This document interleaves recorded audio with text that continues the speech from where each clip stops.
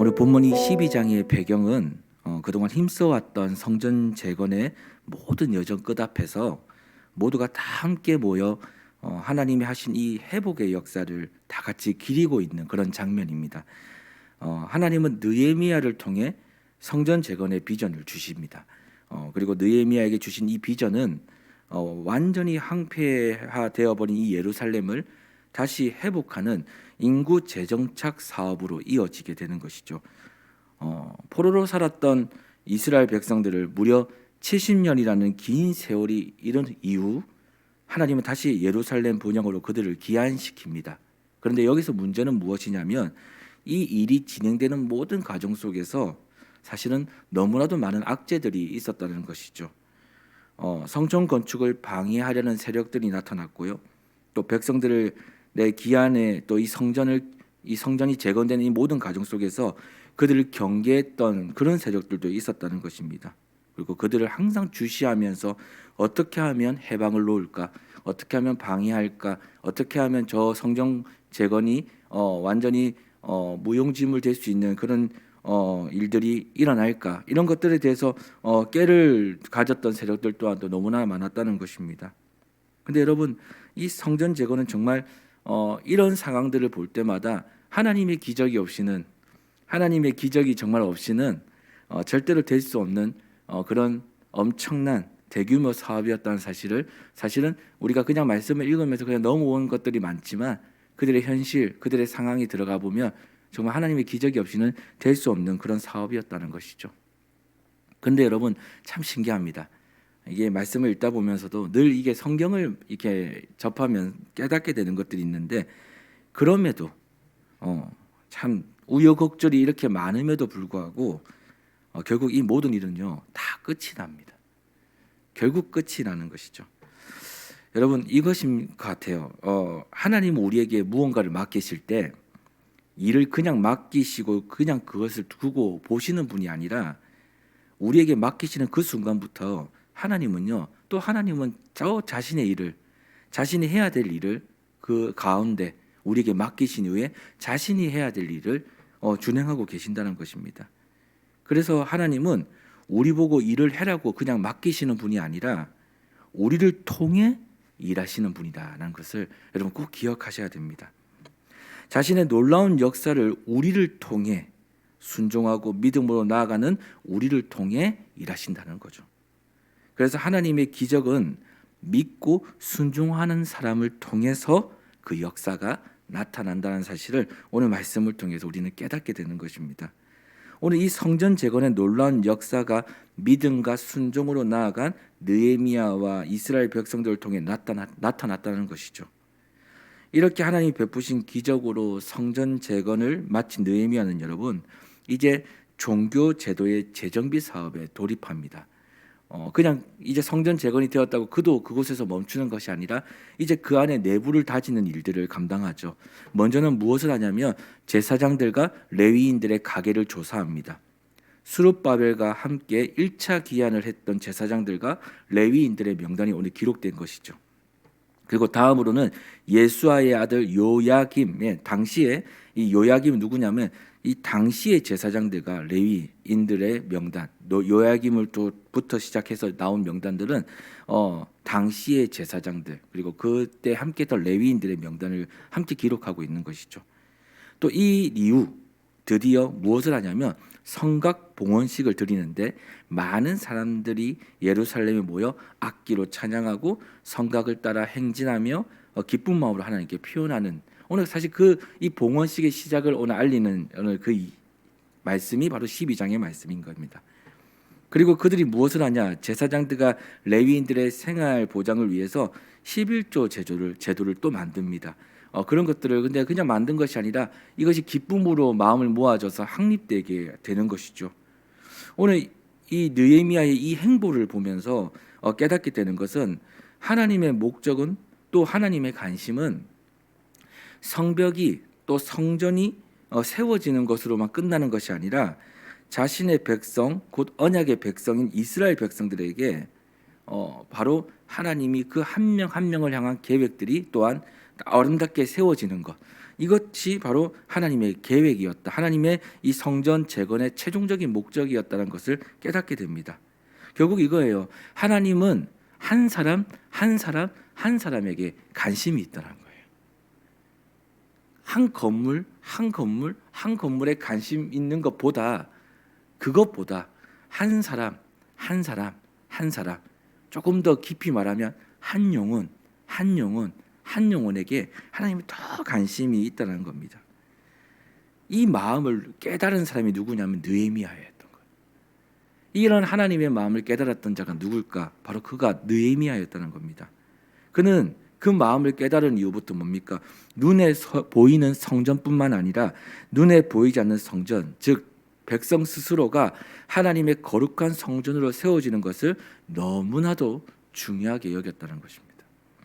아무리 하나님의 성전을 잘 세웠다 한들 그곳에서 예배를 드리는 백성들의 신앙이 회복되지 않는다면, 또 그들의 믿음이 여전히 하나님을 떠나 있다면 지금까지의 수고는요 아무 소용이 없다고 그는 여겼다는 것이죠. 하나님 또한도 그렇게 생각했을 것입니다.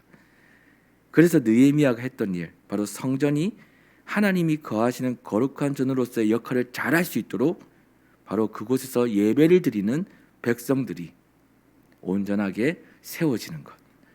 그래서 느헤미야가 최종적으로 먼저 했던 일, 바로 성전이 세워진 이후 성전 안에 사람들을 채웠습니다. 백성들을 채웠죠. 그리고 포로기한 공동체가 하나님을 의지하고 경배했던 다윗 왕국의 모습을 그대로 회복할 수 있도록 제사장들과 레위인들을 다시 재정비합니다.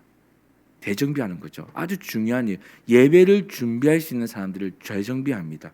그리고 성전에서의 예배가 정상적으로 운영될 수 있도록 그가 그 모든 일들을 지원합니다. 느헤미야는 이렇게 생각했을 겁니다. 일회성이 아닌 지속 가능한 예배가 계속 될 수 있는 그것을 보고 오늘 이 일들을 추진한 것이죠. 여러분, 오늘 이 말씀을 계속 읽다 보면 서두에 이 느헤미야서의 서두에 느헤미야가 계속 등장합니다. 근데 점점 가면 갈수록 느헤미야 이름이 잘 등장하지 않아요. 오늘 제가 이 말씀을 이렇게 좀 보면서 깨달은 것은 뭐냐면, 느헤미야는 서두에 자신이 감당해야 될 일들을 위해서 어쩔 수 없이 자신의 이름이 나타날 수밖에 없었을 것 같습니다.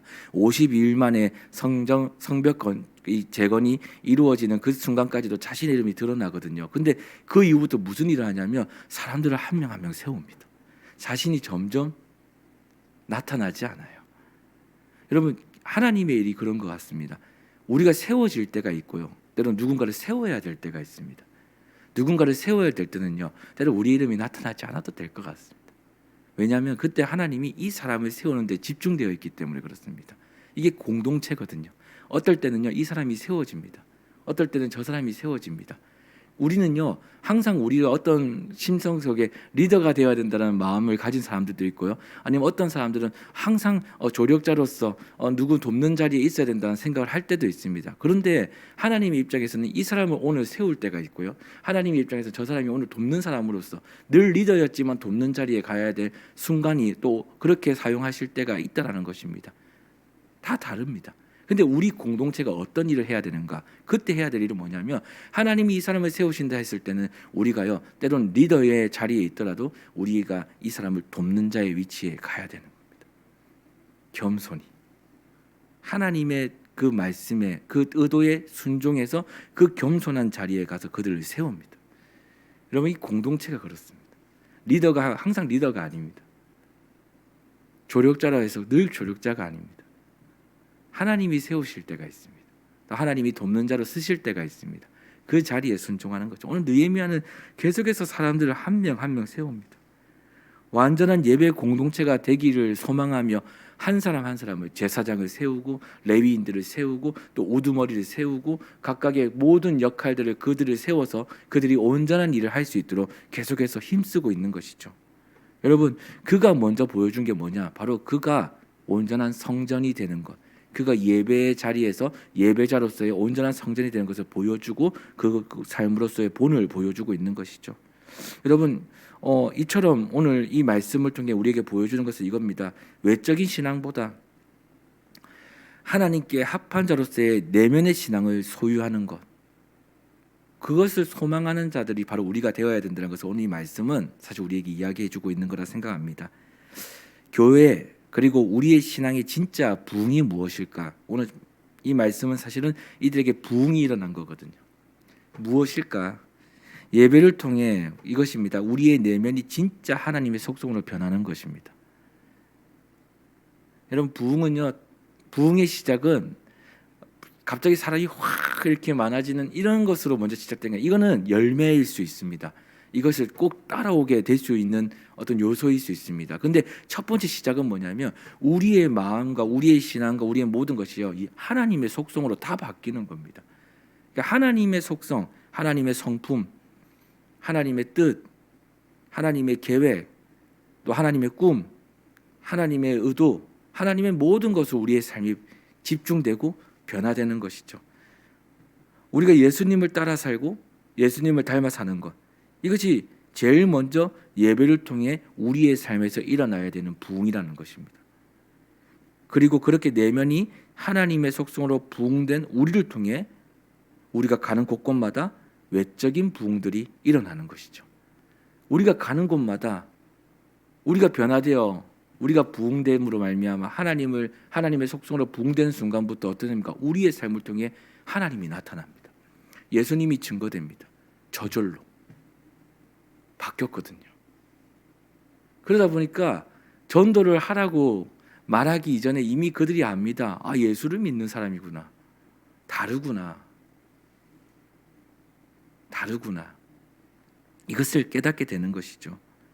그래서 회복되어진 자가 누군가를 회복할 수 있고요. 스스로 내면이 부흥된 자가 누군가에게 부흥을 요청할 수 있는 것입니다. 요청한 데서 요청하는 것이 아니라 나타나는 것이죠. 여러분, 이것이 뭐냐? 삶의 예배입니다. 삶의 예배입니다. 오늘 느헤미야가 오늘 이 일들을 준행한 이유는 뭐냐면 그가 먼저 보여줬던 그 본이 무엇이냐면 바로 삶의 예배였습니다. 삶의 예배. 우리의 예배는 오늘 이렇게 드려지는 공예배로 끝나는 것이 아니라 우리의 예배는 오늘 이 공예배를 시작하여 우리의 모든 삶의 초소에서 예수 그리스도를 나타내는 것입니다. 그곳에서 진짜 주님의 마음을 나타내는 것입니다. 또 그곳에서 하나님이 베푸신 부흥이 무엇인지를 보여주는 것입니다. 예수님 때문에 변화되었던 내 삶을 보여주는 것이죠. 예배를 통해 회복된 사람을 하나님은 그냥 두시지 않습니다.